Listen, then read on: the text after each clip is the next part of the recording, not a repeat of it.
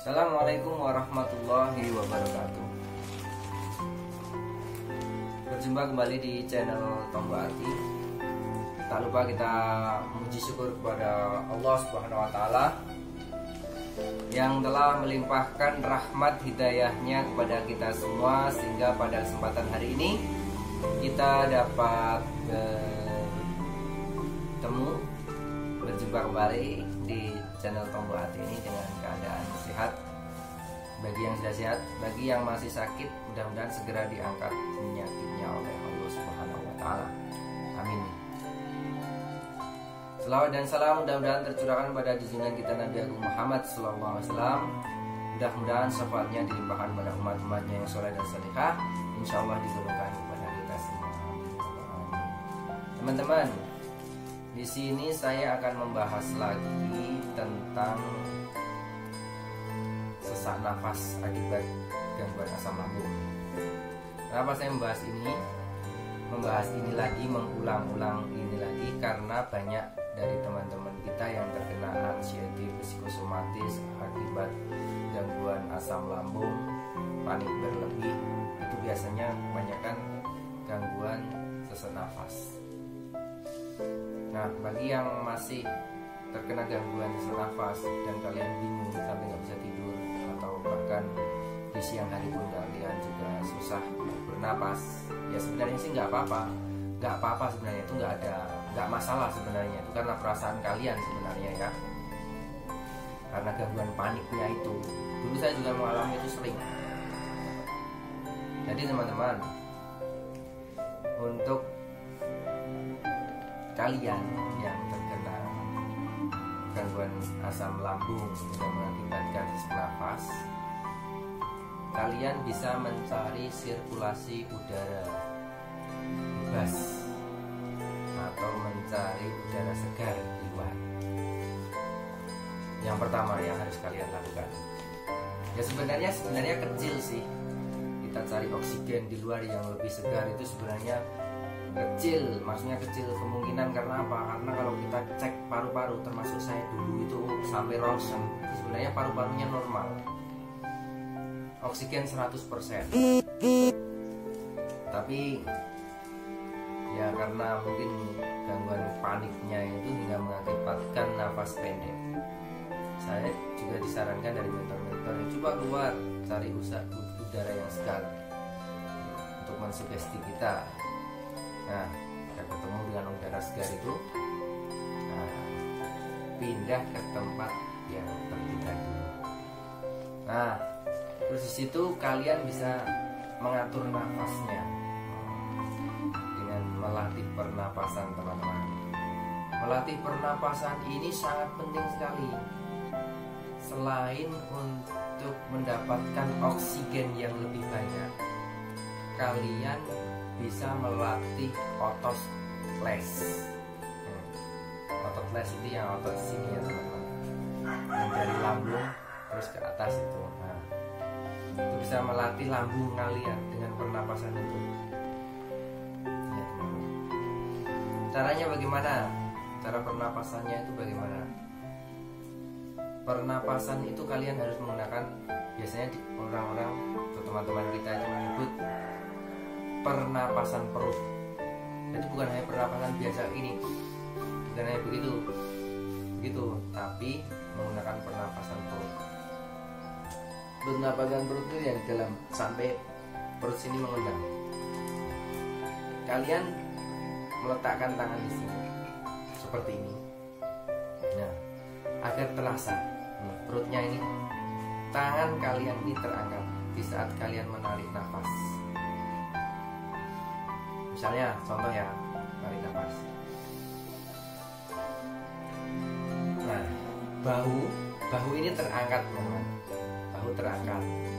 Terus paru-paru sini terisi udara atau oksigen, itu mengembang, diafragmanya sampai menekan ke bawah hingga perutnya terisi ya. Dan ruang di dalam paru-paru sini lebih banyak mendapatkan oksigen dengan pernapasan perut itu. Dan insya Allah dengan menahannya beberapa detik, itu akan menyebar ke seluruh tubuh kita karena tubuh kita itu butuh sekali dengan oksigen. Teman-teman, kalian bisa mencobanya dengan cara misalnya duduk bersila, atau kalian bisa sambil berdiri juga itu, dengan melatih pernapasan perut. Untuk konsentrasi juga bagus, dengan pernapasan perut bisa konsentrasi juga bagus. Pas meditasi juga menggunakan pernapasan perut itu juga bagus, mengatur pernapasan. Nah itu, taruh tangan di sini bagi yang masih sesak nafas. Kalau kemarin saya mengasih tahu caranya dengan cara pijat, itu juga bagus, dipijat area sini dengan tarik nafas pernapasan perut. Tahan 7 detik sambil di dalam pikiran gitu, misalnya tarik nafas Bismillahirrahmanirrahim, ya Allah.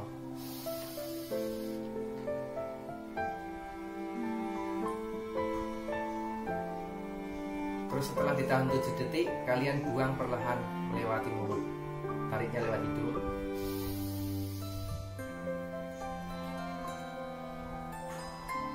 Setelah 7 detik, nah, nanti sambil mengatur pernapasan, sambil istirahat, sambil pijat-pijat yang kemarin saya kasih tahu kan.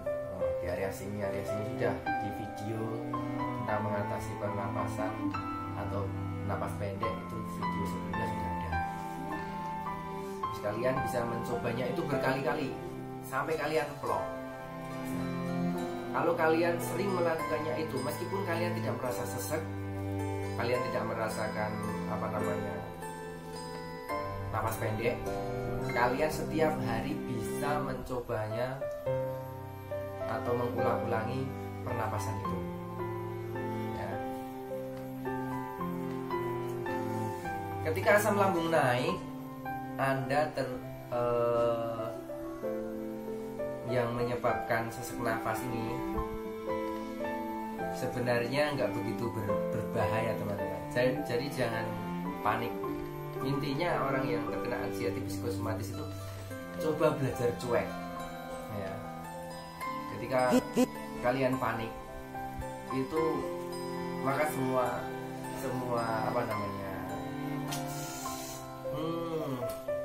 peredaran darah kalian juga akan terganggu. Jadi pembuluh darah itu akan menyempit teman-teman kalau kalian panik gitu. Jadi semuanya akan terganggu. Jadi santai aja dulu, nggak usah begitu ini ya. Memang saya dulu juga merasakan sampai stres mau bagaimana. Kalau sesak nafas saya sampai bingung. Bahkan di belakang rumah itu lagi bakar sampah, itu saya suruh mati kan. Saya itu sampai bingung, wah pokoknya nggak boleh bakar sampah, saya ini susah bernapas, padahal nggak ada gitu, nggak ada hubungannya dengan itu sebenarnya. Karena kita panik, kita bingung kenapa belum tahu. Tapi setelah tahu teman-teman, setelah tahu terus melatih pernapasan itu sangat membantu dan lama-lama hilang biasa gitu. Karena kita sering sering melatih pernapasan. Waktu perjalanan mau berangkat kerja, di jalan itu latihan pernapasan, kita bisa tarik napas yang dalam, loh jalan di perjalanan gitu. Terus nanti di pekerjaannya itu sambil kerja tarik napas, ditahan di sini 7 detik, hembuskan.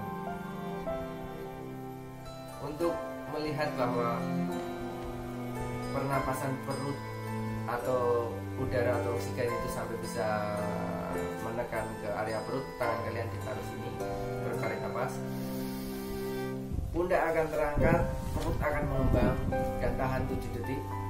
Setelah itu hembuskan. Lakukan beberapa menit, minimal 3 menit. Coba lakukan itu, akan mengurangi. Benar, kalau nggak percaya silahkan coba. Bagi teman-temanku yang masih sesak nafas, sekali lagi jangan panik, jangan stres. Itu bukan karena gangguan paru-paru kalian, bukan karena gangguan apa, itu karena memang gangguan asam lambung yang dulu tadinya sebelum kalian terkena sakit lambung atau asam lambung naik ini kan nggak pernah sesak nafas, kecuali yang sudah memang ada riwayat sesak nafas atau asma atau ini ya. Kalau ada gangguan asam lambung ya kemungkinan juga bisa memicu ke situ. Tapi bagi yang tidak terkena asma atau penyakit pernapasan sebelum terkena asam lambung, itu memang murni 100% karena gangguan lambung, bukan karena gangguan lain-lain. Gak usah panik, gak usah bingung. Dulu saya panik teman-teman, ke rumah sakit, ke UGD, sering lari ke UGD dan lain sebagainya.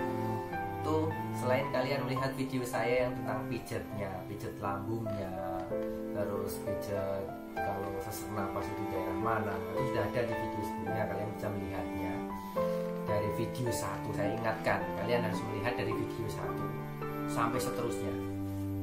Karena apa? Melihat dari video 1.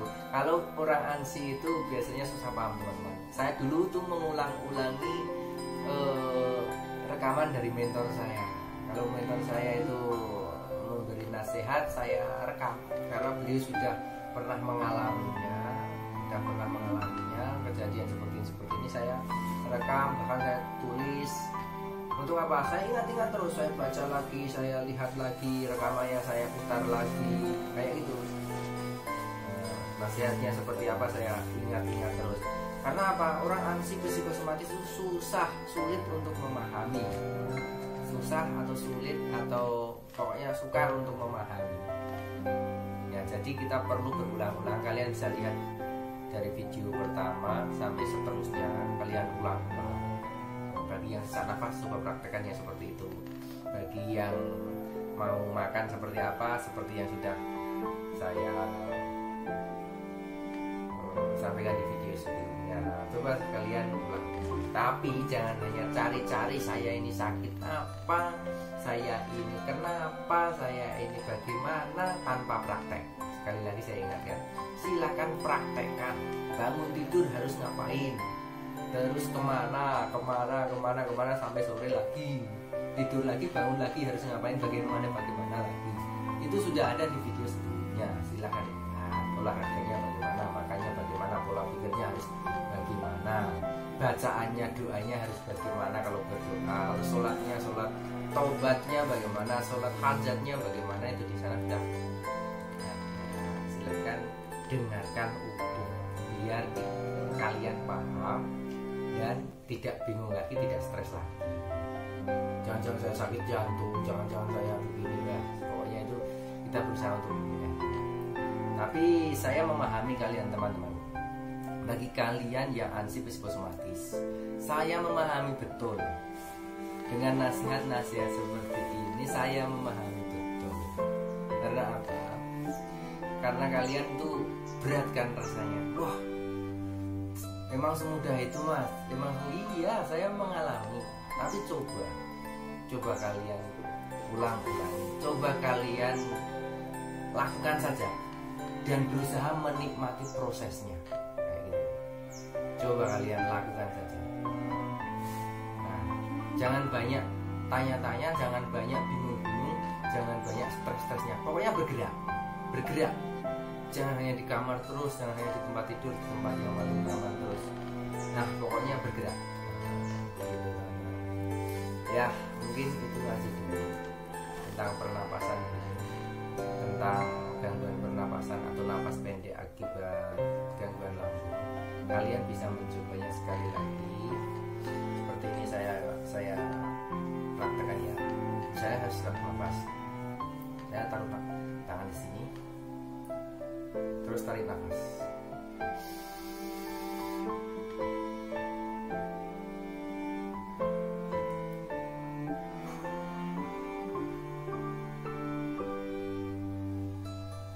Lagi, diulang-ulang.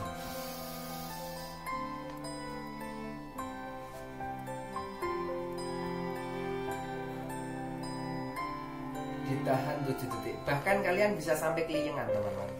Kalau pernapasannya itu sudah kalian mengakibatkan kepala kalian pusing, itu berhenti aja dulu, terus sambung lagi. Kalian pernapasan ditahan sampai perutnya mengembang kayak gini, ditahan 7 detik. 1, 2, 3, 4, 5, 6, 7 kayak gitu ya loh. Terus baru dihembuskan sampai habis, pokoknya sampai habis, sambil membayangkan kotoran-kotoran ini keluar melewati udara. Kayak itu. Tarik napas lagi, memasukkan udara segar dari Allah, kita nikmati, tahan di perut, ibaratnya membuang kotoran-kotoran yang ada di dalam dada yang ini biar keluar semua lewat mulut. Kayak itu, tahan 7 detik ya. Itu kalau kalian pas posisi menahan itu bisa sampai ke otak, sampai pusing, keleyang kayak gitu. Kalau sudah keleyang kayak gitu, istirahat dulu. Nanti kalau udah beberapa menit lagi kita sambil aktivitas yang lain, terus latihan pernapasan kayak gitu. Itu akan mengurangi. Coba kalau nggak percaya. Selamat mempraktekkan dari semua tips-tips cara mengatasi anxiety dan psikosomatis atau gangguan lambung.